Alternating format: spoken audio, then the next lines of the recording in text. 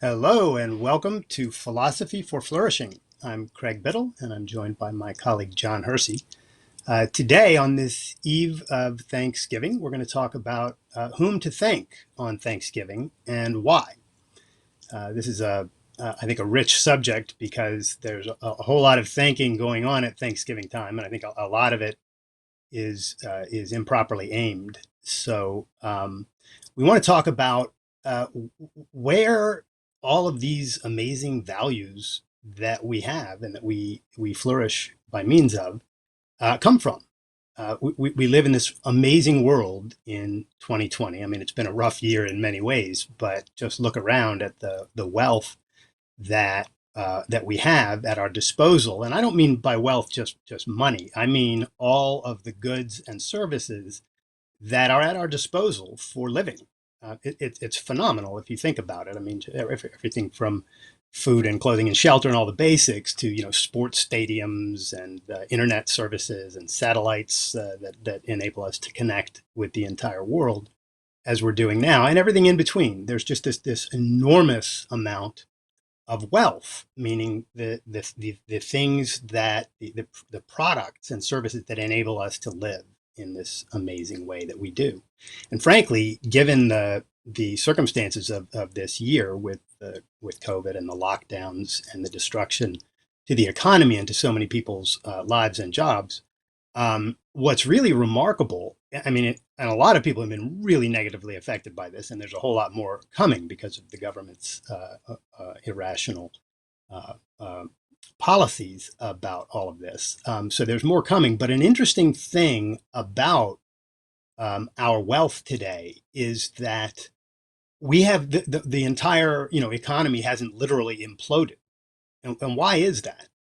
It's largely because the amount of wealth that this economy consists of, particularly in America, but across the world as well today, is just amazing. There's this huge amount of material and services that enable us to live, and that doesn't all just disappear in the moment that the government starts to impose irrational policies such as lockdowns. Now it does start to dwindle away pretty quickly. So it's not, I don't want to underestimate or understate the damage being done, but the fact of the wealth and the fact that this wealth is enabling us to withstand this to the extent that we are is more proof that there is something going on here that delivers this wealth, and that thing, whatever it is, really deserves our gratitude and our thanks. And I think this is really what Thanksgiving should be about. It should be identifying the people and the minds behind the wealth that has enabled us to live. So that's what this show is going to be about today. And both John and I have lots to talk about. John, what are your thoughts on whom to thank on Thanksgiving and why? Well, I think if you look around, you see, like you said, some of these incredible achievements. And for instance, I can go on my phone and order groceries and go pick them up. I can talk to you all the way across the country. Um, you look around and you just realize what an amazing species human beings are, and how many things they're capable of when they put their mind to it. And so, I think we obviously need to thank the countless people, strangers to most of us, who, to the best of their ability, pursue their own rational, long-term self-interest, and who grasp at some level, at least, that there's not a conflict between being moral and happy on the one hand and being productive and successful and wealthy and healthy on the other. Because these are the people that throughout their lives they produce these incredible values, from toilet paper to cancer treatments and everything in between. Technologies that a few years back existed only on the Jetsons that now we get to use. Yeah. So there's so many people to thank that it's almost difficult to narrow them down. And one of the things that happens very frequently at Thanksgiving, or in a lot of homes on Thanksgiving, is there's a whole lot of thanking God, some supernatural power for the food at the table and the lovely home that you're sitting in. and other things. And the fact of the matter is that there's no evidence for the existence of God, and so the very idea is really arbitrary. But what's not arbitrary are the people sitting right there at the table with you, and the people you work with, and the people who run the companies for which you work or with whom you engage in your business. And then all of the great thinkers from Newton to Darwin to Carrier. I mean, why do we have air conditioning? Because some guy named Carrier figured out how to condense air in this way and deliver it. And this is true for every value that we have, from automobiles um, to great educational tools to vaccinations that are currently being produced for this COVID-19. And it, it it's always people who are producing these things, and there's this huge injustice in any of the thanks during Thanksgiving going anywhere but to the people who actually produced these goods and services. And you and Andy Bernstein do this wonderful podcast, The Hero Show, which, by the way, if you haven't listened to that podcast yet, I really, really urge you to take a look. But you guys Thanks. focus there on these major thinkers and major producers throughout history. And it's a fascinating, fascinating show. And those people are super worthy of our thanks and gratitude for all that they've done. But one of the things I like to point out is that everyone who thinks and produces on any level is contributing to human life and enabling human life. Now, first and foremost, and the motivation for being a thinker and a producer should be to take care of yourself, to live the best life that you can, to make yourself happy in this one life that you have on earth. But the fact of the matter is, and this goes, identification of this fact goes all the way back to Adam Smith and probably way before then. When you do produce goods or services that deliver to you the things that you need to live on, whether directly or through trade with others, you're of course taking care of yourself, but you're also always helping other people by doing that. And insofar as we do that, and we are helping other people, or we are receiving help from other people, we owe them not only the trade dollars that we exchange with them, because that's obviously part of it. But we're not materialists. It's not all about physical stuff, right? There's something more going on here. Think about all the spiritual values that go in to producing something like a vaccination, or the ability for Jeff Bezos and Amazon to deliver you whatever you ordered from them a few hours ago, and within literally a few hours. Think about all of the thought and purpose orientation and orchestration of multiple variables that has to go into a company that does any such thing. And then all of the people involved in those companies and the parts that they all play. And each of these is an individual, a human being with a life and with alternatives, making choices, and thinking on some level and producing these values. And it's this just vast network of human beings, um, pursuing their goals and enabling everyone else around them to better pursue and achieve their own goals. And it's just this benevolent, the actual state of human beings. If you could extract all of the bad ideas that take people off the rails, and there's a lot of that, and we know all about that. But if you can abstract that away and sort of take that out of the picture, what human beings are and what we're doing is just amazing. We have taken this ball of raw materials on this earth, and we've created skyscrapers and trains and medicines and internets and all of this. And it's not only the heroes that are involved in this, it's also and I shouldn't say it's not only the heroes, because everybody's a hero at a certain level. So let me take that back. It's not only the major, visible, sort of publicly known heroes that are to be thanked for this stuff. It's everyone who's producing any element at any level here. So this really, Ayn Rand famously said that Thanksgiving should be called the producer's holiday. And absolutely it should be. And one of the things I'd like to emphasize here is that you're all producers. if you're, I mean, unless you're sitting around doing nothing and collecting, welfare checks. But if you work and think and engage in some productive process, you are one of the people who deserves thanks on this day. You're one of the people who's contributing to this amazing cornucopia of values that we get to live by means of. So thank you, all of you, for what you do in this world.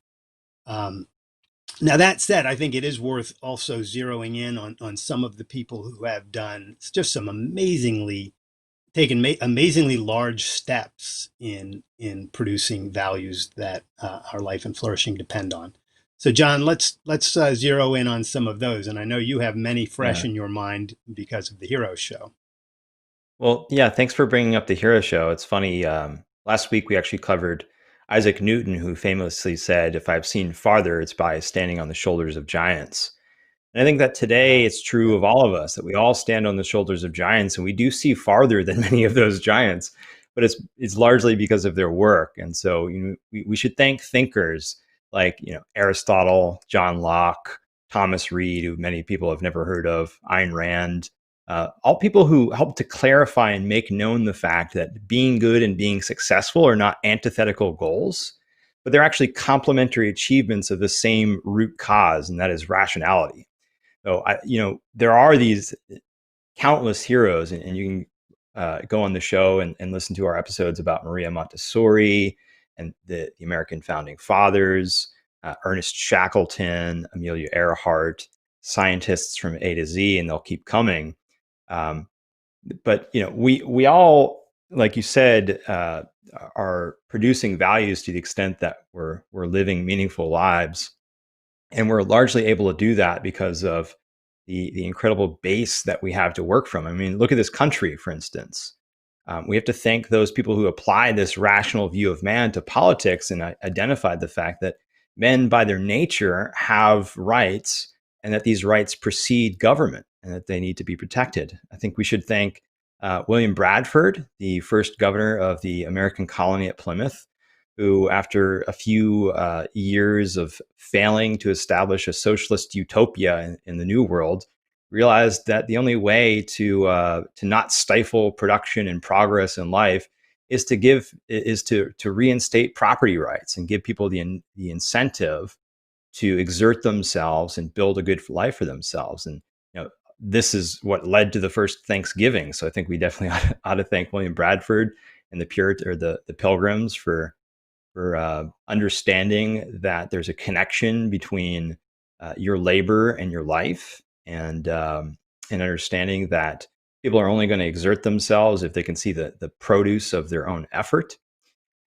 And we've mentioned the countless scientists and inventors and entrepreneurs who have just created this paradise on earth. The real paradise, the utopia of the socialists have never come to fruition. But look at the utopia essentially that we have. I mean, there are obviously all sorts of problems, but this world is unimaginable to the people who came here several hundred years ago looking for something better. It's so much better in large part because of these amazing thinkers and inventors that have come before us.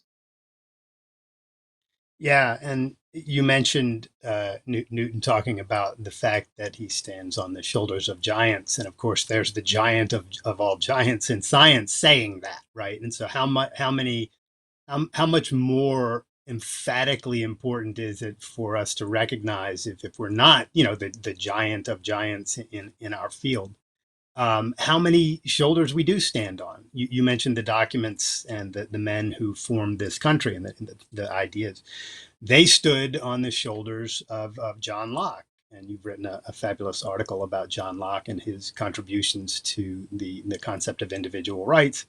And of course, Locke stood on the shoulders of many other philosophers who he had studied and had done a huge amount of thinking that enabled him to not have to start, without any questions in mind yet or without any problems on the table. He was able to take what others had already been working on and then work through it a little bit further, or in his case, quite a bit further, actually, to get to this idea of individual rights and the extent to which he understood that. And of course, none of these people who we are talking about here did everything perfectly in their particular sphere, although Newton might be close to that. Um, but human there's this climb, Jacob Bronowski's book, The Ascent of Man, is all about this. It's about the fact that, what got us out of the cave, what enabled us to rise to this amazing world that we live in. And it's not just one individual. It's every individual. It's every individual who has put his mind to the process of production. Productivity is the virtue of putting your mind and your effort to work for the purpose of sustaining and advancing human life. That's what it is, and everyone who's involved in that is deserving of our thanks and our appreciation today. And it's every field. We talk a lot about philosophers and scientists because it's so fundamental, but businessmen take what philosophers and scientists and engineers work up, and they bring them in usable form. They create products and bring those products to us in usable form.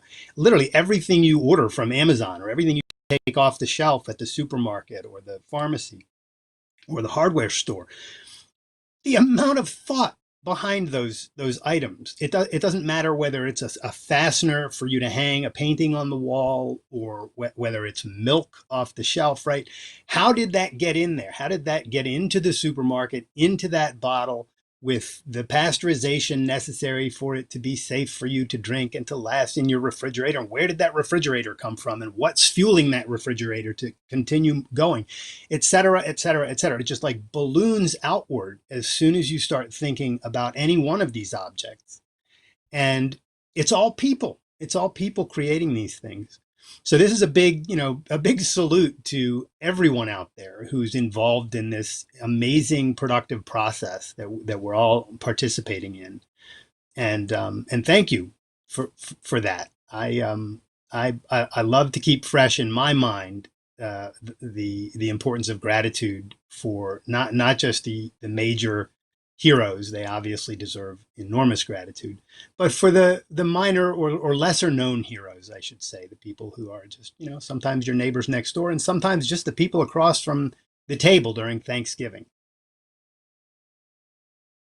I'd also like to thank all who support our work at OSI and TOS for enabling us to show more and more people that their life-serving values and aspirations really depend on the ability of all of us to live freely and act on our own judgment. So thank you all for supporting us, and um, we'll continue to produce content for you.